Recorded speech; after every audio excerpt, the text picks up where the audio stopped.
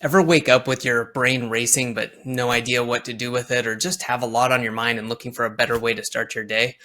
Well, morning pages can be a great way to get this started. You can get things out of your head. You can discover some patterns, find out what's going on in your head, and kind of solidify it into something useful instead of just stuff going around bouncing off the walls and kind of driving you crazy. So, in this video, I want to talk through what morning pages are, how the benefits can help you, and how you can do this on a regular basis to really get all the benefits.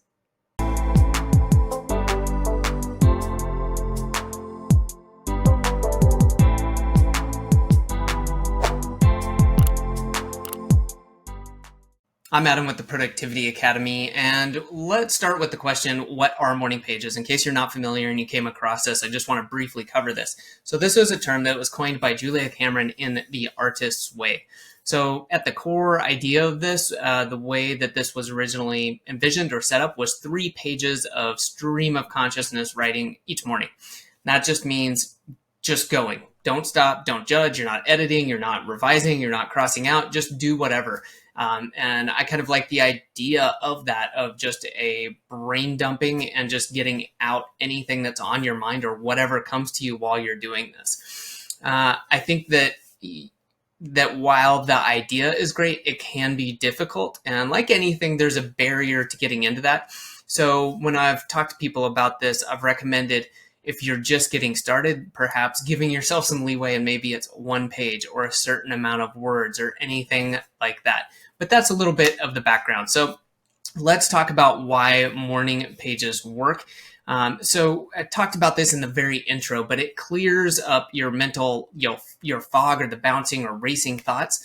It can help you prioritize or even create kind of ideas. And so by that, I mean, you, let's say, have these vague ideas in your head, and maybe it's either good things, bad things, anxiety or stress, whatever it is, but you don't always have those solidified into concrete ideas. And it's hard for you to kind of like specify exactly what it is. Yes, it might be, oh, I've got a test coming up, or I've got a big presentation for work. Okay, those are more clear cut. But putting things down on paper then helps reduce those problems and gives you specificity.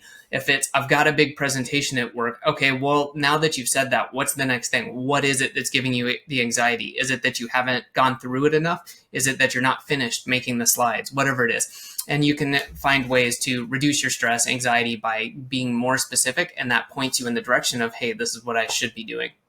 On the creativity side, it just helps you get things out and, again, start to see something specific instead of, gosh, I'm thinking about this painting I would like to do.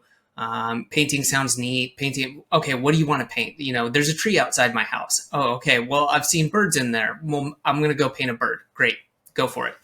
So I think that for myself, I haven't done 3 pages on a daily basis, but I do just a brain dump as part of my morning routine. And that's how I've borrowed it. And it definitely helps just get things out, as well as a recording for me of things that have happened, what's on my mind. And it's nice to have that in a free form way. And this is separate from my prompted questions I ask myself, things like, what's going well and why, what isn't working well and why. This is more of just a brain dump and getting it out. So what do you need to get started and to do morning pages? You can do digital or physical, and I'm going to start with physical. I think that still there is something to be said about writing physically, and there's proven science behind this as far as memory retention, going through and using different mediums, if you will, whether it's writing with a pen and pencil. It's just engaging these other things. There's nothing wrong with the digital side, but for now, I'm just going to focus on the physical and say, if you want to find out what the best notebook for morning pages is, surprise, it's the one that you use. But, you could have something small like this. Okay, I've got a field notes notebook here. The pros on this is that it's really small and you can fit it into your pocket. You can always have this with you if you remember to carry it. So if you're on the move, that might be a good one for you. Another one might be a also small journal, but something a little thicker that you can kind of have a little bit more time or space to go over. Or you could use something bigger, right? I use a big notebook for my day-to-day as far as just putting down my daily priorities, on one side, on the other sheet, doing any sort of brainstorming, anything like that. So for getting started, I would say that, using whatever is available to you, because building the habit is much more important than finding the best notebook. And I am guilty of like going to a store and you look at all the journals and they all look neat, and that's fine. But just realize that you get the benefits out of this by getting started. So you could grab a piece of paper out of your printer. You could use a napkin. And so long as you're doing this, that's how you're going to get the most benefit. And then maybe down the line, you can add some structure to it and find the journal that you really just like. Secondly, on that, I would say, have a good writing implement. If you like writing with a pen, great. Pencil's fine. Just find something that will always work for you, that's always available, and you can just run with it. So a lot of times just a ballpoint pen, something very reliable, will be the best. Having some quiet time or space is going to be, important. And if you have a habit that you're already doing, I like to talk about this a lot, just use habit stacking. Don't try right off the bat to just find a time to magically make this fit. If you sit down and have coffee, maybe you have a second cup of tea, or you give your cat some pets in the morning, whatever it is, try adding that on so you're much more likely to do it and you're not starting a habit from scratch.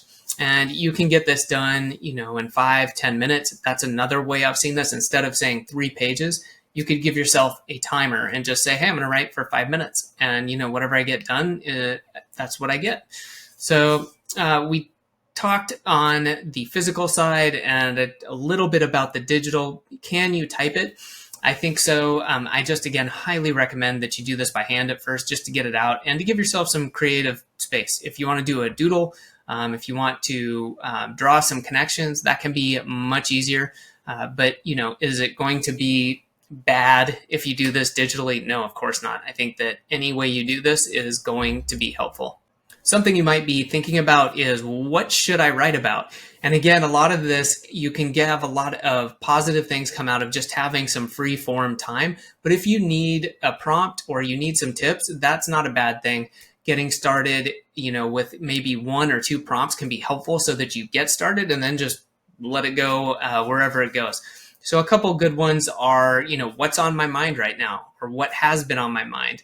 What are you worried about, or what's making you excited for today? Those are some good ones to get going. And then again, like I said, you can just take it from there and get going. And those could be maybe in the back pocket. And you could have like a card, or at the very front of your journal, write down some helpful prompts. So in case you get stuck, or you're just kind of having a day where you just like, I don't have anything, go back, look at those, and get started. A couple of common questions about morning pages is, one of those would be, can I skip days, right? Sure, you can. And I really advocate, hey, don't beat yourself up about this, but consistency helps. And I like the idea of reducing the amount of time, but keeping the habit, or reduce the scope, keep the habit, and say, hey, if you can't write 3 pages, or you're like, I have 2 minutes instead of my normal 30, great. Take 2 minutes, do it, write something down, and just you keep that habit and keep it going, so that just like lifting a weight, over time, it just becomes a habit and it gets much easier, and you just do it. And then you get the benefits as well. We've talked about this, but a lot of times, do I have to do 3 pages?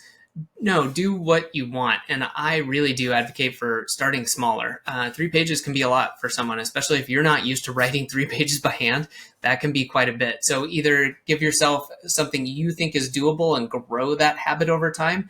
I think that that's much better than trying for 3 pages, doing it for 1 week, and then maybe a couple of days the next week, and then stopping. Give yourself 1 page, or set a timer for 5 or 10 minutes and see what that takes you. Again, can you type it? Sure, if you want to. I think that one of the things I would really ask you to do is, if you do type this, is to include some sort of review. Because if you are writing it in a journal, you're much more likely to reference it, to see it again as you're flipping through the pages, some of that kind of randomized rediscovery. Whereas if you type it, you're less likely to do so. So again, on any way you do it, I would involve some sort of review, but especially on the digital side. If you found this helpful, Please leave a comment below, or if you have any questions or comments about how you like to do your morning pages, leave a comment and I will get back to you. You can also check out the description. I've got a link to some of my favorite tools as well, and a link to a free 7-day journaling course that's delivered directly to you via email. Thanks for watching.